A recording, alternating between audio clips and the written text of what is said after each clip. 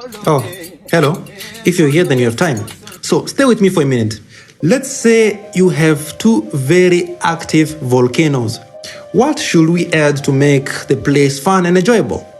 Yes, let's add a city there so that they can always be at risk of eruptions. Good idea. But wait, let's place it at a place where it will be vulnerable in case of eruptions. Yeah, let's put it close to the lake next to a country border that we are not in good friendly relations with. Perfect. Oh, let's make the whole place to be at an altitude of 5,000 feet. Yes, a bit less of oxygen is good for everyone in the city. Oh, I just thought of an even greater idea.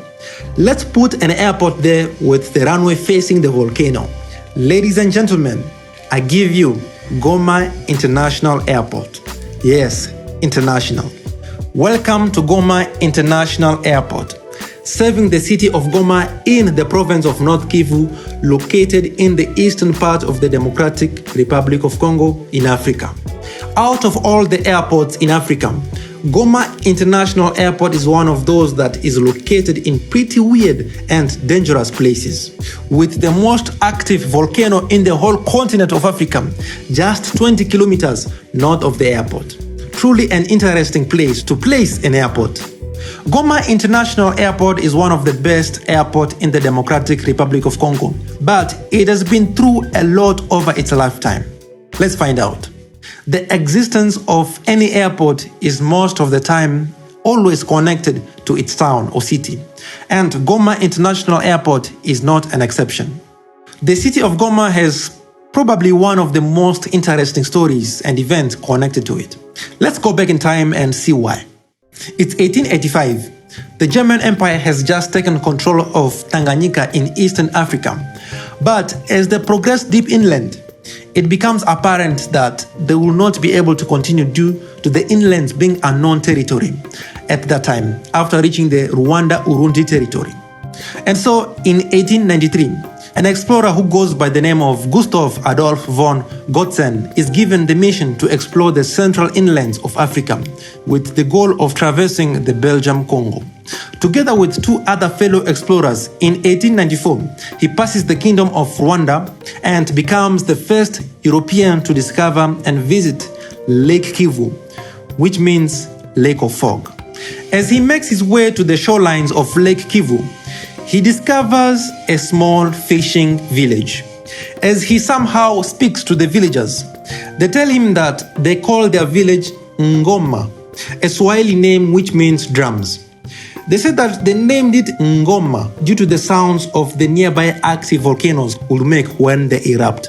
Now, you have to understand that not everyone is good at knowing and hearing foreign languages, and Mr. Gustav Adolf von Götzen is one of them.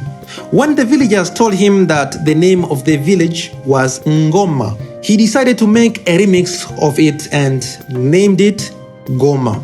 And ladies and gentlemen, that's how Goma was founded.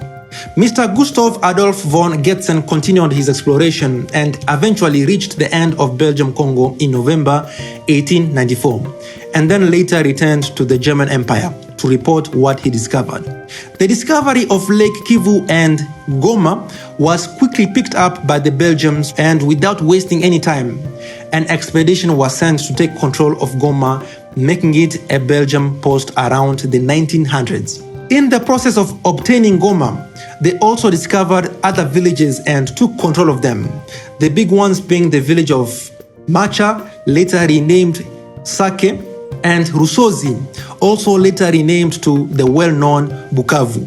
But those are side stories for another video. With the control of Belgians, through many influences, Goma became an important colonial administration for the Belgians, and thanks to their presence, Goma's population grew a lot. With the growth of Goma, the Belgians needed a faster means of transportation into Goma. And so in 1948, an aerodrome with a 1,500-meter dirt runway supporting aircraft less than 5.7 tons was created, and it was called, you guessed it, Goma Aerodrome. Years later, in 1959, the runway was paved and some airport facilities were added for the airport to somehow start supporting modern aircraft at that time. On June the 30th, 1960, the people of Belgian Congo got their independence and the country was renamed to the Republic of the Congo under the rule of Joseph Kasavubu. 1 year later, on July the 27th, 1961, the Republic of the Congo became a member of ICAO, or the International Civil Aviation Authorities. And after 5 years of political tension from 1960 to 1965, the Republic of the Congo was renamed to Zaire under the rule of Mobutu Sese Seko. And due to the new rule, a boost of airport updates was followed. Goma Airport received its update in 1966 with an extension of the runway from 1,500 meters to 2,000 meters, allowing medium-haul aircrafts to land. In the 1970s, the Kivu province still existed before being split into 3 parts in 1988. At this time, the population of Kivu province was growing and more majestic tourist parts were being found and created. With this knowledge, the Zaire government decided to make an international airport in the Kivu province. They began constructing it near a place called Ruchuru in the north part of the Kivu province. But they quickly interrupted work because the geographic location of Ruchuru didn't meet international standards. And so instead of looking for a new place, construction was transferred to Goma Airport. Work began at Goma in 1967 by increasing the runway from 2,000 meters to 3,000 meters with all necessary navigation lights and a new apron with a new passenger terminal and a tower, with 2 navigational aids of a VOR and an NDB. All of this to make Goma have a standard compliance with international civil aviation. But in 1977, during construction, Mount Nyiragongo erupted, showing for the first time how dangerous it is to the airport. Thankfully, the lava flow stopped just 3 kilometers north of the airport. A few days later, after the return of the population who had found refuge outside the city, construction continued. Then, in 1978, everything was finished, and for the first time, the airport was inaugurated as Goma International Airport. With Goma Airport now in the international category, traffic at the airport increased thanks to its now long runway, bringing in a lot of tourism in Kivu province, increasing the airport's value even more. But the airport truly showed its importance in the region in the 1994 Tutsi genocide in Rwanda.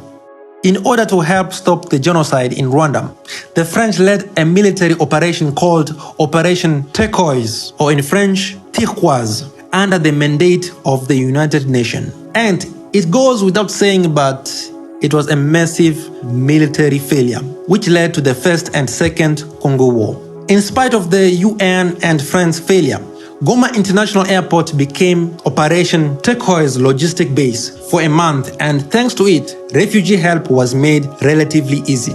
Thankfully, the genocide ended on July the 19th, 1994, ending Operation Turquoise in a failure and starting the First Congo War and many rebellion attacks in the North Province, which are still happening till today. Due to the effects of the First Congo War and the Second Congo War, Zaire was renamed into the Democratic Republic of Congo and went through some big political changes. Eventually, some sort of peace came in 2001 under the rule of Joseph Kabila.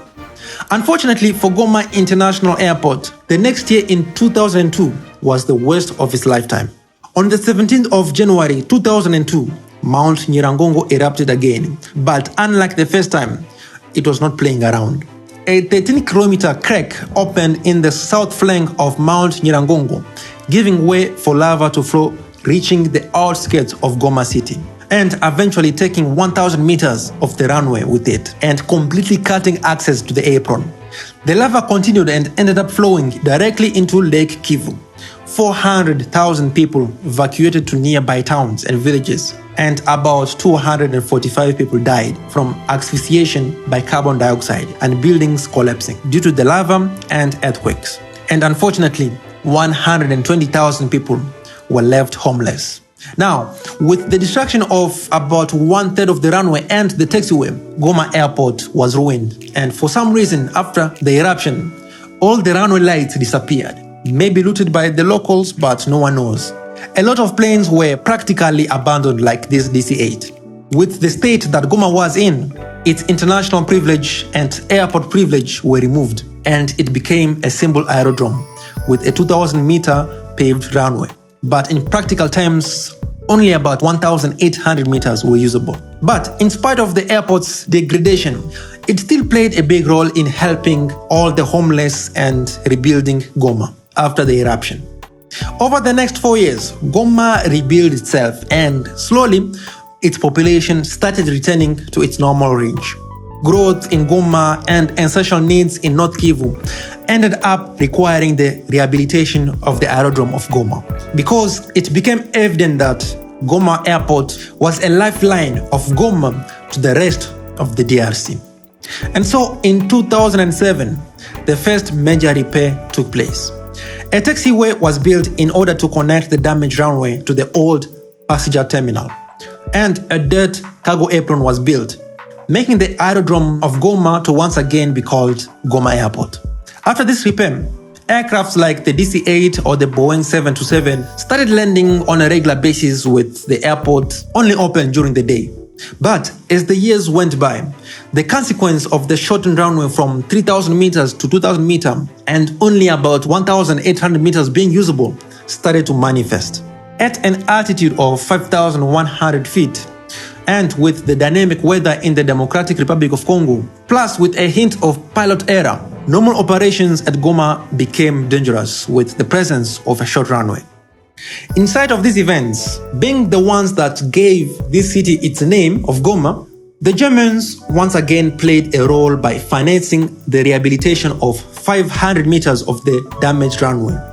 In sight of this, and also hoping not to be seen as being useless, the DRC government decided to help by fixing 165 meters of the runway, resulting to 665 meters of the runway being repaired.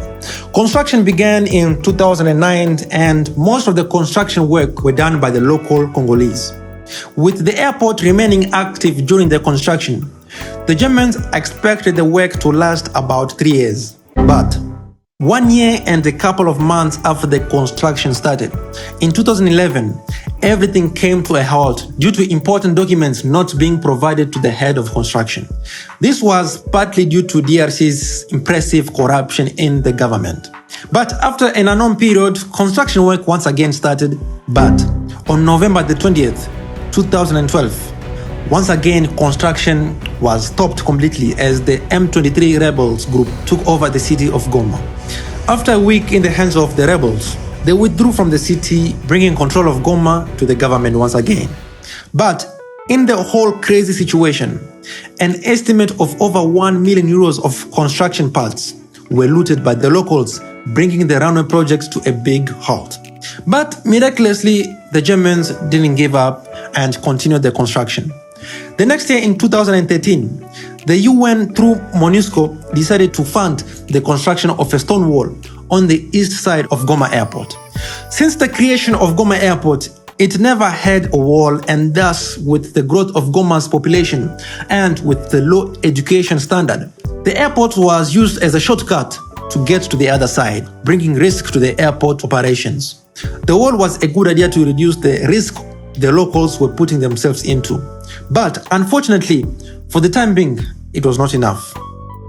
And then 1 year later, in August of 2014, construction of the 665-meter extension of the runway was completed, bringing the runway back to a total of 2,665 meters.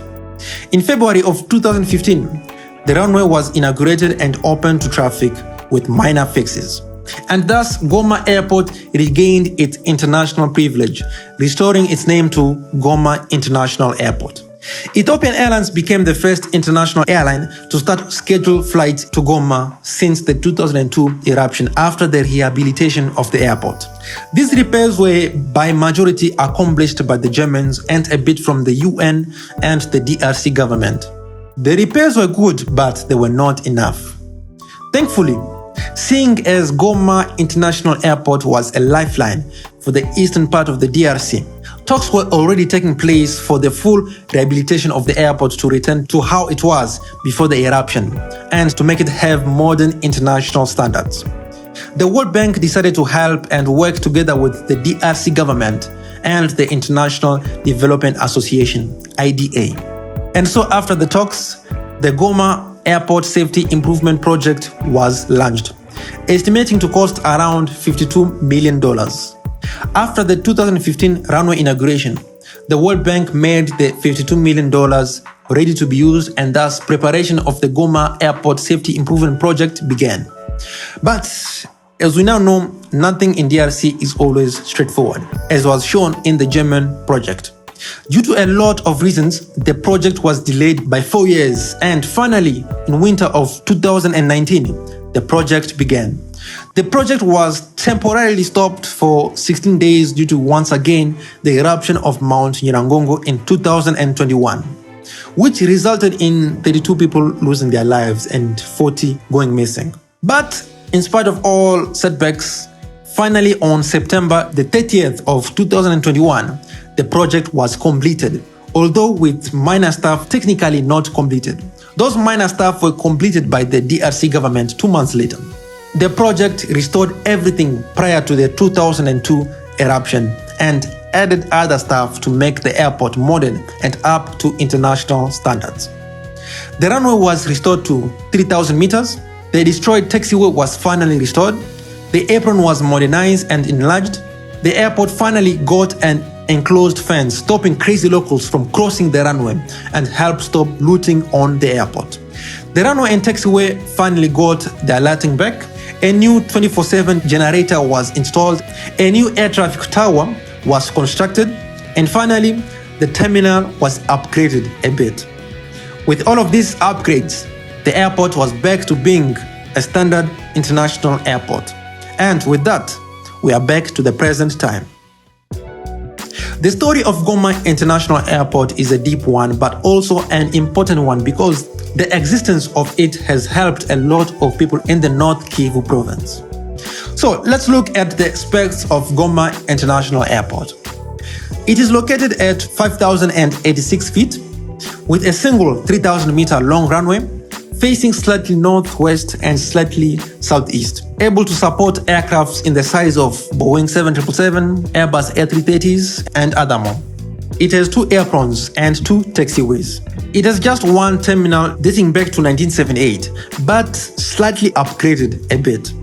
But unfortunately, the upgrades were not enough, as there's always chaos inside due to the terminal not being able to support the traffic of people. And once again, due to the failures of the AAC, if you watched our previous video, link in the description, going through the airport is not easy. Eventually, a new terminal will be needed, but this being in DRC, it won't happen anytime soon. The airport has 2 radio locating stations, a VOR that helps pilots to go in a specific heading or direction to the station, and an NDB that helps pilots to know the heading or direction to take if they want to go to the station's location. As of 2015 to 2021, the airport has received more than 200,000 passengers per year, more than 20 tons of freight per year, more than 18,000 aircraft movements per year, and brings in more than $4.5 million of revenue per year. As of 2024, Goma International Airport is one of the best airports and possibly the best in DRC. And I would agree, but the terminal needs help. If the terminal is upgraded, then this airport will become one of the best in East Africa. We wish all the best for Goma International Airport. So one thing you must know, this video was sponsored by this channel, Fly with Just, the channel where you fly with me, Jonathan. If this is your first time on the channel, then just know that here we fly, investigate, and we learn everything that is aviation related. As you can see, we did a bit of investigating on Goma Airport. If you like aviation, then you are at the right place. So one day, have you ever asked yourself a random question like, what is the most dangerous mountain in Africa? If you're interested, then please, I recommend you check it out with other stuff on your screen. If you like this video, then consider hitting the like button so that YouTube does its thing. Thanks for watching and see you next time. Bye.